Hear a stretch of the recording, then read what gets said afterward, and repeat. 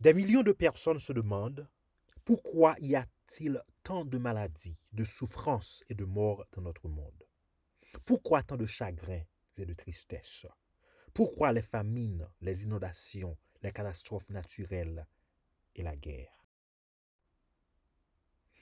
Nous regardons autour de nous et nous découvrons une force mauvaise à l'œuvre dans notre monde. Partout et chaque jour se déroulent de terribles tragédies. Qui est responsable de toutes les tragédies et les souffrances dans ce monde? Bien des gens rejettent le blâme sur Dieu pour les difficultés qu'ils rencontrent. Souvent, on entend cette question. Pourquoi Dieu m'a-t-il fait cela? Regardons ce que la Bible nous dit sur la grande bataille qui oppose les forces du bien et celles du mal. Vous pourriez demander, si ce n'est pas Dieu qui déverse toutes ces tragédies et tous ces chagrins sur le monde, qui en est réellement responsable? La Bible nous révèle qui est le responsable. Jésus nous a raconté l'histoire d'un fermier qui avait planté une bonne semence dans son champ. Mais lorsque les jeunes plantes apparurent, le champ était rempli de mauvaises herbes. Les serviteurs du maître de la maison vinrent lui dire, « Seigneur, n'as-tu pas semé une bonne semence dans ton champ? D'où vient donc qu'il y ait de l'ivraie? » Il voulait connaître l'origine de cette ivraie.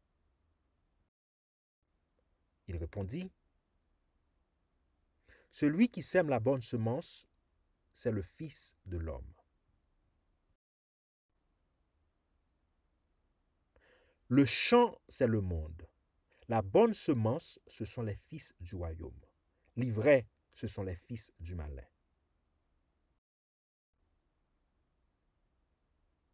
L'ennemi qu'il a semé, c'est le diable. Pendant que Dieu s'efforce de témoigner de l'amour et de la bonté à tous, un autre pouvoir est à l'œuvre dans notre monde. C'est celui qui déverse les catastrophes, les tragédies, la mort et la maladie dans la vie des enfants de Dieu. Le dernier livre de la Bible, l'Apocalypse, nous raconte comment tout cela a commencé, pour que nous ayons toute la vérité sur ce qui s'est passé dans le ciel et a causé tant de souffrances sur notre terre. Il y eut guerre dans le ciel. Michel et ses anges combattirent contre le dragon, et le dragon et ses anges combattirent. Mais ils ne furent pas les plus forts, et leur place ne fut plus trouvée dans le ciel. Il fut précipité, le grand dragon, le serpent ancien, appelé le diable et Satan, celui qui séduit toute la terre. Il fut précipité sur la terre, et ses anges furent précipités avec lui. Remarquez comment ce dragon, le diable, nous est présenté dans l'Apocalypse. Un autre aussi parut dans le ciel. Et voici, c'était un grand dragon rouge feu, ayant 7 têtes et 10 cornes, et sur ses têtes 7 diadèmes. Sa queue entraînait le tiers des étoiles du ciel et les jetait sur la terre. Il est évident qu'un tiers des anges du ciel ont suivi ce séducteur dans sa rébellion contre Dieu. Découvrons-en plus sur cet ange déchu, appelé Lucifer.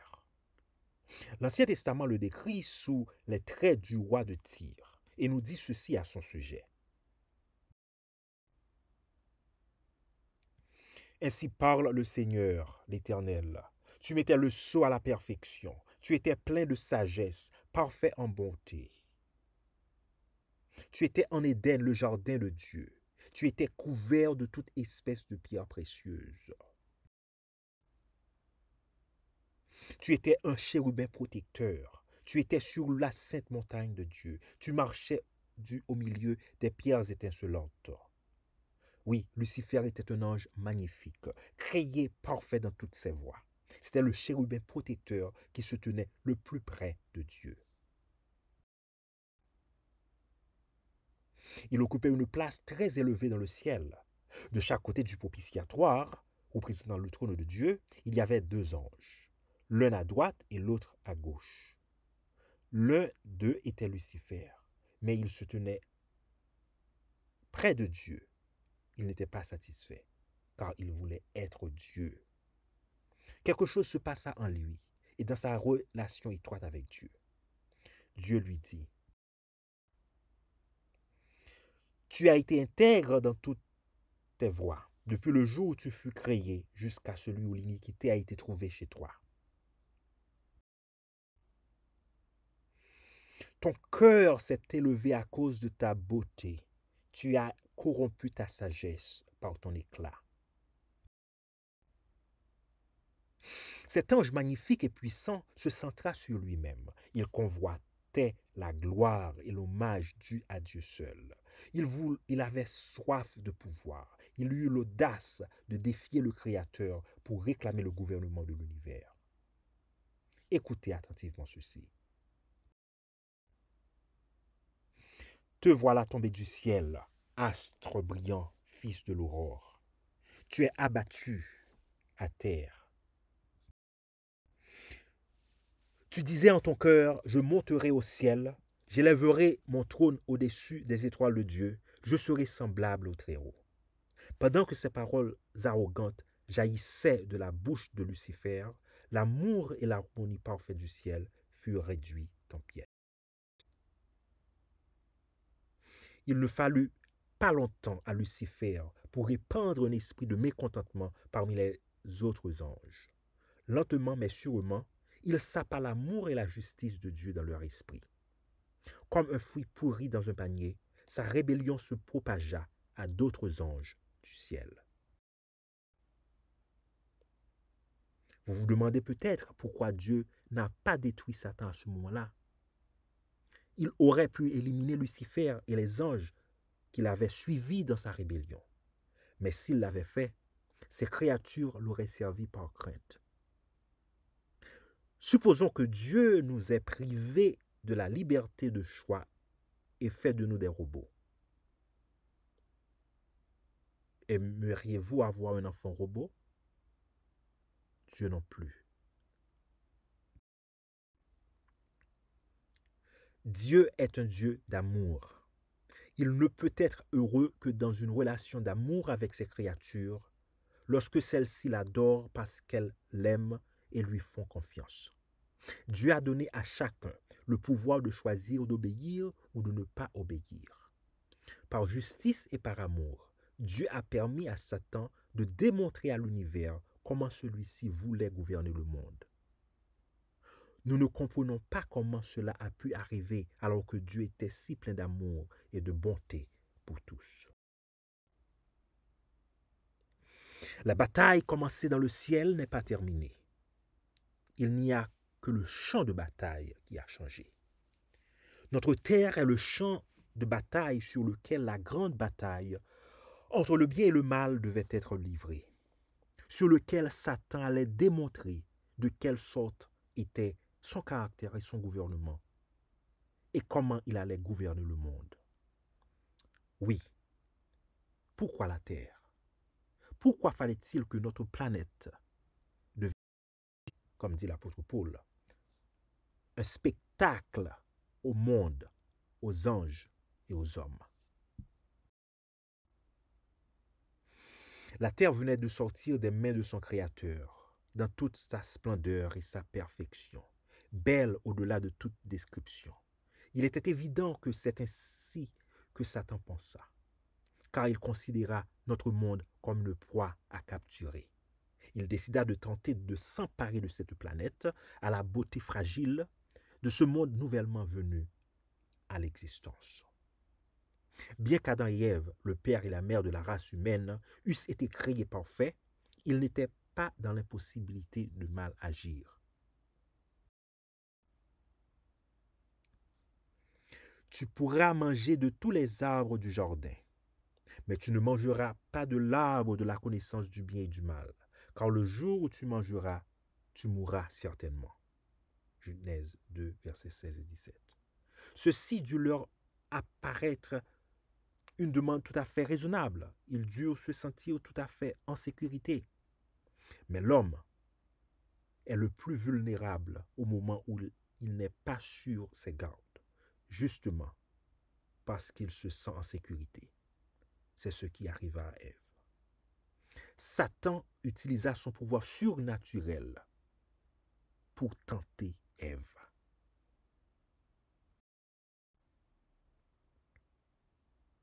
Ève fut trompée. Elle ne soupçonna pas un instant que les paroles de ce serpent qui parlait venaient de Satan.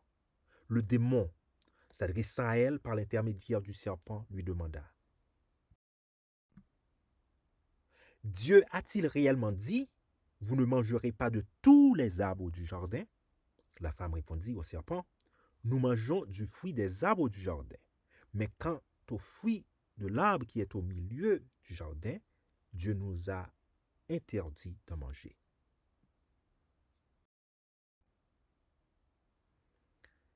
Alors le serpent dit à la femme: Vous ne mourrez point. En écoutant le serpent, Ève a dû penser ce qu'il lui disait était quelque peu différent de ce que Dieu leur avait dit. Sentant peut-être sa confusion, le serpent se hâta d'ajouter: Mais Dieu sait que le jour où vous en mangerez, vos yeux s'ouvriront et que vous serez comme Dieu, connaissant le bien et le mal. Le démon suggéra que Dieu était injuste, qu'il retenait quelque chose de bon. Être comme Dieu avait été l'ambition dévorante et la cause de la chute de Satan. Cette même tentation parut attrayante aussi à Ève, qui, sur l'impulsion du moment, se laissa tenter. La femme vit que l'arbre était bon à manger et agréable à la vue, et qu'il était précieux pour ouvrir l'intelligence. Elle prit de son fruit et en mangea. Elle partagea le fruit avec son mari, qui en mangea aussi. Adam et Ève échouèrent au test d'amour et de loyauté que Dieu leur avait proposé, et il ne fallut pas longtemps pour qu'ils s'aperçoivent que quelque chose n'allait pas. Satan s'était emparé du monde nouvellement venu à l'existence. À partir de ce moment, il revendiqua le titre de prince de ce monde, chef d'une planète rebelle. Adam et Ève avaient écouté la voix du malin. À la fin de cette tragique journée, Dieu s'approcha dans la fraîcheur du soir, comme c'était la coutume, et appela Adam et Ève. Jusque-là, cette rencontre entre Dieu et Adam et Ève avait été le moment le plus heureux de la journée. L'occasion de marcher et de découvrir et de converser directement avec le Dieu qui les avait créés. Mais ce jour-là, ils s'enfuirent et se cachèrent dans les buissons. Adam sortit enfin de ces buissons et à voix: J'ai entendu ta voix dans le jardin et j'ai eu peur parce que je suis nu et je me suis caché. Adam n'avait jamais connu la peur auparavant, mais la peur est l'une des conséquences du péché. Elle amène même une personne à avoir peur de Dieu. Dieu demanda alors: Est-ce que tu as mangé de l'arbre dont je t'avais défendu de manger? Au verset 11, Adam répondit: La femme que tu as mise auprès de moi m'a donné de l'arbre et j'en ai mangé. Quelques heures auparavant, Adam était prêt à mourir avec Ève. Maintenant, il la blâme et blâme en même temps Dieu de l'avoir créé. Comment le péché peut-il détruire même l'amour parfait? Mais Ève ne se montra pas moins accusatrice. Lorsque Dieu lui demanda ce qu'elle avait fait, elle répondit: Le serpent m'a séduite et j'en ai mangé.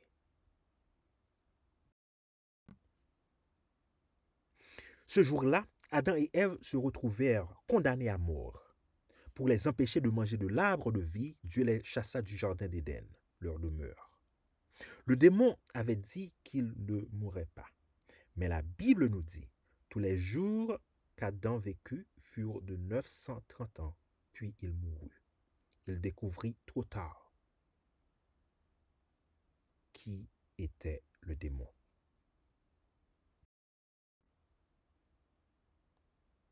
Menteur et père du mensonge, celui qui l'a séduit, le grand malin. Il est facile de blâmer Dieu pour les chagrins et les catastrophes de ce monde, mais c'est Satan qui en est réellement responsable. C'est lui qui a plongé notre planète dans les problèmes et a causé le péché et la souffrance depuis ce moment. Jésus a démasqué le démon et la manière dont il afflige l'humanité. Un jour qu'il enseignait dans la synagogue, il remarqua une femme courbée en deux par une infirmité. Touché par sa détresse, il la guérit. Les chefs religieux le critiquèrent aussitôt parce qu'il avait opéré cette guérison un sabbat, le jour d'adoration de Dieu. Mais remarquez comment Jésus justifia cette guérison. Et cette femme, qui était une fille d'Abraham et que Satan tenait liée depuis 18 ans, ne fallait-il pas la délivrer de cette chaîne le jour du sabbat? Jésus déclara que Satan avait maintenu cette femme liée pendant 18 ans.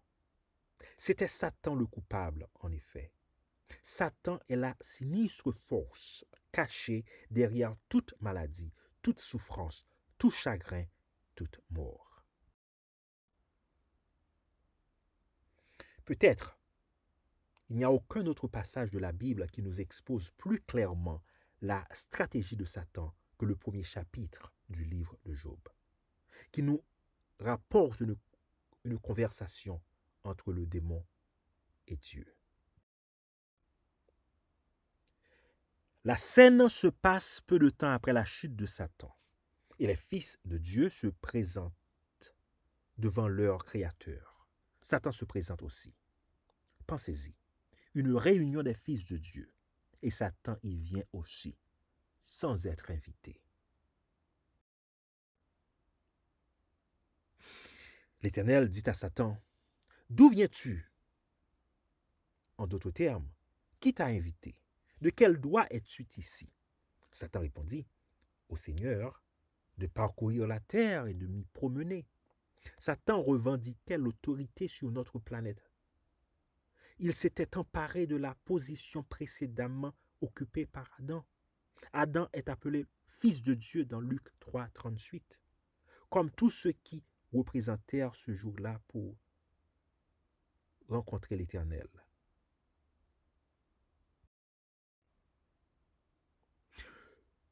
Se peut-il qu'ils aient été les représentants d'autres mondes, comme Adam était à l'origine le représentant de notre monde?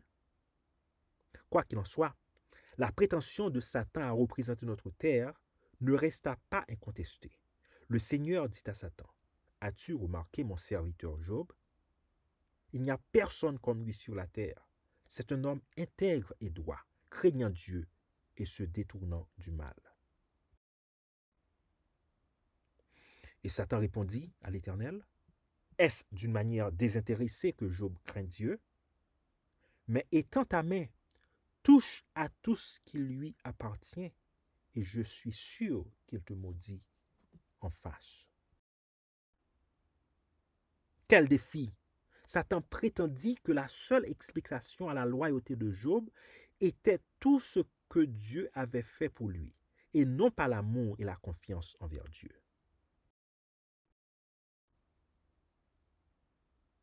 Ces coups s'abattirent bientôt les uns après les autres.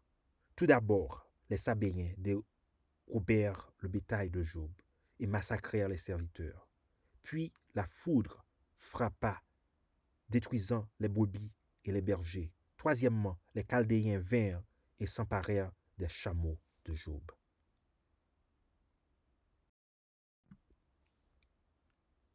Quatrièmement, l'épreuve la plus terrible de toutes, une tornade démolit la maison du fils aîné de Job, dans laquelle s'étaient réunis ses 10 enfants, et les fit tous périr.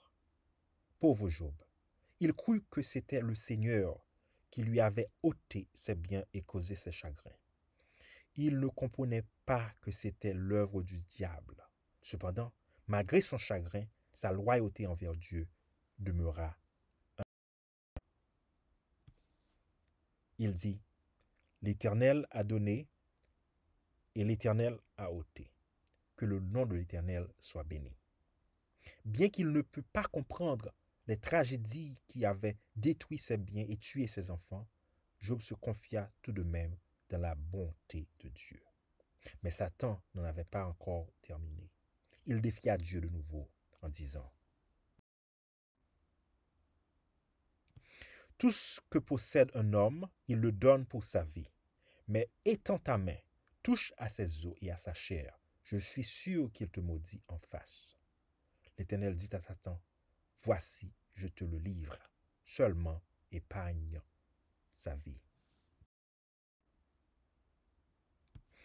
Le deuxième test avait commencé. Job resterait-il loyal à Dieu alors que son épreuve empirait? Ou lui tournerait-il le dos? Et Satan se retira devant la face de l'Éternel. Puis il frappa Job d'un ulcère malin, depuis la plante du pied jusqu'au sommet de la tête.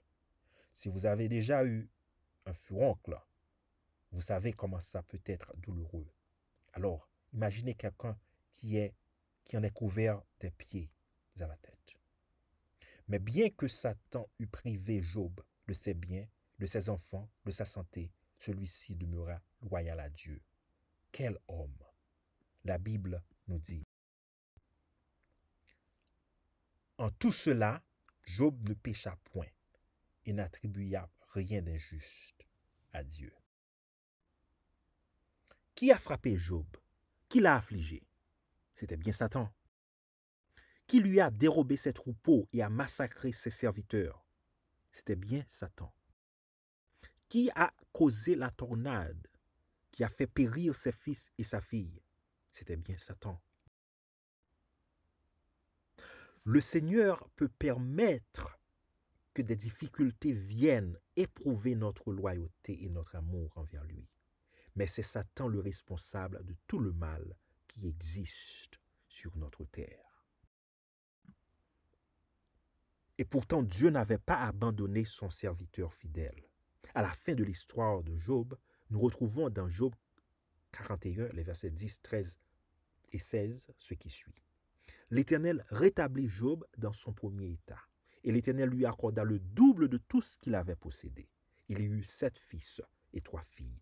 Job vécut après cela 140 ans, et il vit ses fils et les fils de ses fils jusqu'à la 4e génération. Quelle bénédiction pour ceux qui sont fidèles à Dieu. Vous et moi, nous nous trouvons au centre d'un impressionnant drame cosmique. Un conflit entre l'autorité et l'anarchie, entre le Créateur et Satan, le premier rebelle. Nous ne sommes pas des spectateurs, nous sommes impliqués dans ce drame, que nous le voulions ou non. L'idée que Satan n'est qu'un mythe, aucune influence, nous laisse totalement sans défense pour affronter l'être intelligent qu'il est réellement. Le livre de l'Apocalypse nous dit, c'est pourquoi réjouissez-vous, cieux, et vous qui habitez dans les cieux. Malheur à la terre et à la mer, car le diable est descendu vers vous, animé d'une grande colère, sachant qu'il a peu de temps. Pierre aussi a écrit cette mise en garde. Soyez sobres, veillez, votre adversaire le diable rôde comme un lion rougissant, cherchant qui il dévorera.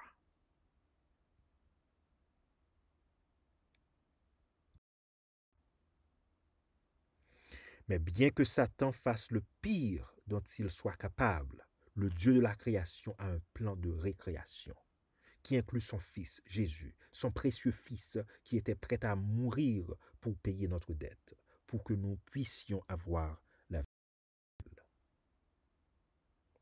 Satan utilisa le roi Hérode pour tenter de détruire l'enfant Jésus, mais il échoua. Satan apparut à Jésus dans le désert, déguisé en ange du ciel, et le soumit à 3 grandes tentations. Il échoua de nouveau. Satan incita la foule à détruire Jésus sur le calvaire. À partir de ce moment, il fut un ennemi battu pour toujours. Il y eut le calvaire, mais il y eut aussi la résurrection. Dieu nous donna son Fils, et son Fils se donna lui-même pour changer notre sort. Ce fut l'heure de la victoire, un jour de liberté pour tous les prisonniers du démon sur la planète Terre. Ce jour-là, Satan devint un ennemi battu. Par sa mort, Christ gagna le droit de détruire tout mal et toute souffrance. Paul nous écrit dans Hébreux chapitre 2, le verset 12 et 14. Ainsi donc, puisque les enfants participent au sang et à la chair, Jésus y a également participé lui-même, afin que par la mort, il anéantisse celui qui a la puissance de la mort, c'est-à-dire le diable. Notre problème aujourd'hui est, qui croirons-nous? Qui suivrons-nous? Un Dieu d'amour ou un ange déchu? À quel côté va votre loyauté? Dans quel camp vous trouvez-vous? Lorsque le malheur vous frappe, que la peine et les difficultés surgissent dans votre vie, que vous perdez un enfant ou un être cher, vous vous demandez, mais où est Dieu? À chaque cœur agité ou solitaire, à chaque âme meurtrie ou coupable, à tous les enfants sur cette planète rebelle, Jésus adresse cette invitation pleine d'amour. En ce moment, vous vous sentez peut-être comme Job qui avait tout perdu, mais Dieu ne l'avait pas abandonné. Si vous avez des peines, des difficultés, si vous confrontez à des obstacles, si vous avez des problèmes, allez vers Jésus. Il vous appelle. Venez à moi, vous tous qui êtes fatigués et chargés, et je vous donnerai du repos. Dieu n'a pas abandonné Job, il sera avec toi également. Que Dieu vous bénisse et qu'il vous donne la paix dans votre âme.